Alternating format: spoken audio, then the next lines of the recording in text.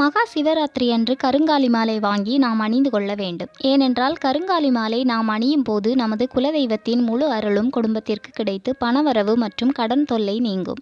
இந்த கருங்காலி மாலை நம்முடைய மன அழுத்தம் மற்றும் உடலில் உள்ள பிரச்சனை ஆகியவற்றை சரி செய்யும் என்று ஆன்மீகத்தில் சொல்லப்படுகிறது. ஆகையால் இந்த கருங்காலி மாலையை நீங்கள் வாங்கி கோவிலில் ஒரு அர்ச்சனை செய்துவிட்டு அதன் பிறகு அதனை அணிந்து கொண்டு சிவனுடைய மந்திரத்தை சொன்னால் நினைத்தது நடக்கும். ருத்ராட்ச மாலை என்று சொன்னாலே அதற்கு ஆன்மீகத்தில் நிறைய வகையான பலன்கள் கூறப்படுகிறது. அப்படி இருக்கும் பட்சத்தில் இந்த மகா சிவராத்திரி அன்று ருத்ராட்ச மாலையை வாங்கி சிவனின் பாதத்தில் வைத்து ஒரு அர்ச்சனை செய்து கொள்ள வேண்டும். அதன் பிறகு அந்த மாலையை நீங்கள் அணிந்து கொள்ளலாம். ருத்ராட்சம் என்றால் அது சிவபெருமானின் முழு அருள் என்று கூறப்படுகிறது. இதனை சிவராத்திரி அன்று நாம் அணிந்து கொண்டால் நமது கஷ்டங்கள் அனைத்தும் நீங்கி நினைத்த காரியம் நிறைவேறும் என்று சாஸ்திரத்தில் சொல்லப்படுகிறது. ஸ்படிக மாலை சிவபெருமானின் ஆற்றல் நிறைந்த பொருட்களில் இந்த ஸ்படிக மாலையும் ஒன்று. அத்தகைய